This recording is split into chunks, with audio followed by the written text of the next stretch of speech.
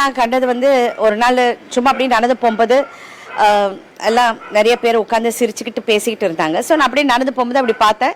ஏதோ വീഡിയോയിൽ அவங்க பார்த்துக்கிட்டு இருந்தாங்க. കുറച്ച് നാൾക്ക് മുന്നേ ഭയങ്കര ട്രെൻഡിങ് ആയിട്ട് ഡയലോഗ് ആയിരുന്നു, അടിച്ച് കയറി വാ എന്നും പറഞ്ഞ്. അത് പറഞ്ഞ വേറെ ആരുമല്ല, നമ്മുടെ റിയാസ് ഖാനാണ്. ആക്ടറായിട്ടുള്ള റിയാസ് ഖാനെ നിങ്ങൾക്ക് എല്ലാവർക്കും അറിയാമല്ലോ. അപ്പോൾ റിയാസ് ഖാനെ പറ്റിയിട്ട് ഒരു നടി വന്ന് ഒരു അലിഗേഷൻ പറഞ്ഞിട്ടുണ്ടായിരുന്നു.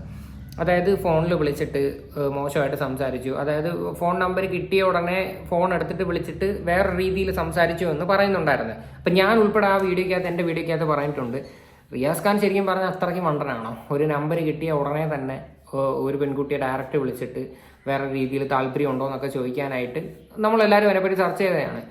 പക്ഷേ ഇപ്പം 2-3 ദിവസത്തിന് മുന്നേ വീണ്ടും ഒരു പെൺകുട്ടി രംഗത്ത് വന്നിട്ടുണ്ടായിരുന്നു. ഫേസ്ബുക്കിൽ ഒരു പോസ്റ്റ് ഇട്ടിട്ടുണ്ടായിരുന്നു. എത്ര പേര് നോട്ടീസ് ചെയ്യുമെന്ന് എനിക്കറിയത്തില്ല. ഞാൻ ഇതിനെ പറ്റിയിട്ട് വലുതായിട്ട് ആരും വീഡിയോ ചെയ്യുന്നത് ഞാൻ കണ്ടില്ല. എന്തായാലും റിയാസ് ഖാൻ്റെ ഒരു മെസ്സഞ്ചറിലെ ഒരു സൈഡിൽ ഒരു ചാറ്റും വെച്ചിട്ടുണ്ട്. അതിനകത്ത് ഒരു ഡീറ്റെയിൽ ആയിട്ട് ഒരു പോസ്റ്റ് ഇട്ടിട്ടുണ്ട്. എന്തായാലും നമുക്ക് ആ പോസ്റ്റ് ഒന്ന് വായിക്കാം.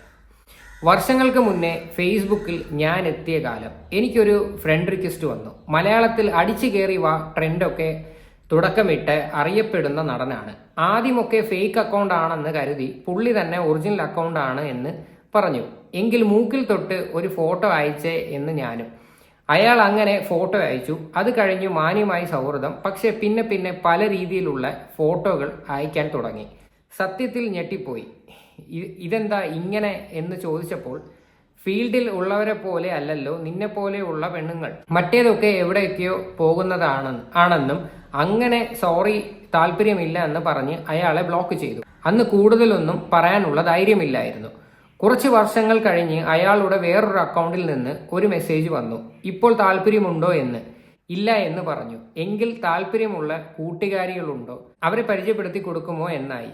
എൻ്റെ സുഹൃത്തുക്കളിൽ അങ്ങനെയുള്ളവരില്ല, ഉണ്ടായാൽ തന്നെ എനിക്ക് ആ പണിയല്ല എന്ന് കുറച്ച് കടുപ്പിച്ചു പറഞ്ഞു. അയാളുടെ ഒരു സുഹൃത്തിന് മലേഷ്യ, ദുബായ് ഒക്കെ പോകുമ്പോൾ കൂട്ടിന് പോകാൻ തനിക്കും പോകുന്ന സുഹൃത്തിനും 1 ലക്ഷം രൂപ തരുമെന്നായി. ചേട്ടാ, എൻ്റെ കുടുംബ സ്വത്ത് വിറ്റാൽ എനിക്ക് കോടികൾ കിട്ടും. ഈ പണി ചെയ്ത് 1 ലക്ഷം ഉണ്ടാക്കേണ്ട കാര്യമില്ല. മസിലും സ്റ്റാഡവും കണ്ടാൽ വീഴാത്തവരുമുണ്ട്. ഇനി മേലിൽ ശല്യം ചെയ്യരുത് എന്ന് പറയേണ്ട പോലെ പറഞ്ഞ് ബ്ലോക്ക് ചെയ്തു. അന്ന് എൻ്റെ അടുത്ത കൂട്ടുകാർക്കൊക്കെ അറിയാവുന്ന കാര്യമാണിത്. അതുപോലെ അടുത്തറിഞ്ഞ സിനിമാക്കാർ ഉൾപ്പെടെ സമൂഹത്തിലെ പല മഹത് വ്യക്തികൾ എന്ന് നമ്മൾ വിചാരിക്കുന്ന പലരും ലിംഗം കൊണ്ട് മാത്രം ചിന്തിക്കുന്നവരാണ് എന്ന് ആ പ്രായത്തിൽ എന്നെ അത്ഭുതപ്പെടുത്തിയ കാര്യമാണ്. ഇതായിരുന്നു ആ ഒരു പോസ്റ്റ്. ഇതിന്റെ താഴോട്ട് വേറെ കുറേ കാര്യങ്ങളൊക്കെ എഴുതിയിട്ടുണ്ട്. എന്തായാലും സംഭവം ഇതാണ്, റിയാസ് ഖാനിൽ നിന്ന് ഇങ്ങനെ ഒരു അനുഭവം നേരിട്ടു എന്നാണ് ഈ ഒരു പെൺകുട്ടി പറയുന്നത്. അപ്പം ഞാൻ ഈ പെൺകുട്ടിയുടെ ഡീറ്റെയിൽസും കാര്യങ്ങളും ഫോട്ടോസും കാര്യങ്ങളും ഒന്നും വെക്കുന്നില്ല. ഫേസ്ബുക്കിൽ ഞാൻ കണ്ട ഒരു പോസ്റ്റ് തന്നെയാണ്. എന്തോ കീർത്തിന്നോ മറ്റോ കണ്ടാണെന്ന് തോന്നുന്നു ഈ പെൺകുട്ടിയുടെ പേര്. എന്തായാലും ഇത് കണ്ടപ്പോഴത്തേക്ക് ഒരു കാര്യം മനസ്സിലായി, റിയാസ് ഖാൻ നമ്മൾ വിചാരിക്കുന്ന ആളല്ല. പുള്ളി ആദ്യമേ ഒരു പെൺകുട്ടിയെ വിളിച്ചിട്ട് ഇങ്ങനെയൊക്കെ പറഞ്ഞെന്ന് പറഞ്ഞപ്പോൾ നമ്മൾ തന്നെ വണ്ടറടിച്ച് ശരിക്കും അങ്ങനെയൊക്കെ വിളിച്ച് പറയുമെന്ന്. പക്ഷെ ഇതൊക്കെ കാണുമ്പോഴത്തേക്ക് അത് വിശ്വസിക്കാതിരിക്കാനും പറ്റുന്നില്ല. എന്തായാലും എല്ലാവരുടെയും തനിക്കുണം നൈസായിട്ട് പുറത്തു വന്നുകൊണ്ടിരിക്കുകയാണ്.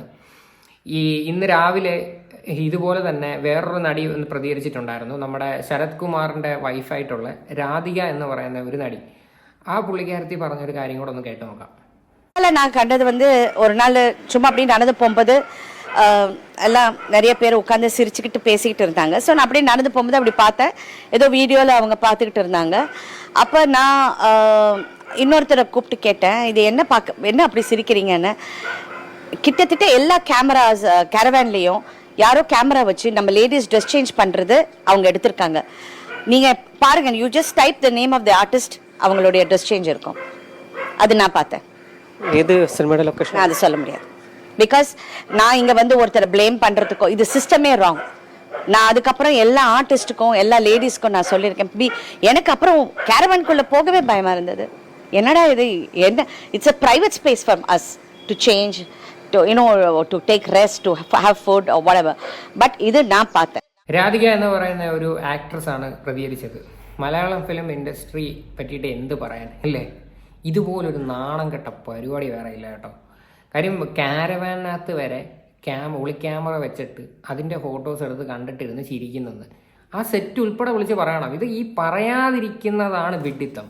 പറയണം. ഇത്രയൊക്കെ വന്ന് ഇനി വരാനായിട്ട് ഇനി വേറെ ഒന്നുമില്ല. എന്തുകൊണ്ട് ഇതൊന്നും ശരിക്കും പറയുന്നില്ല?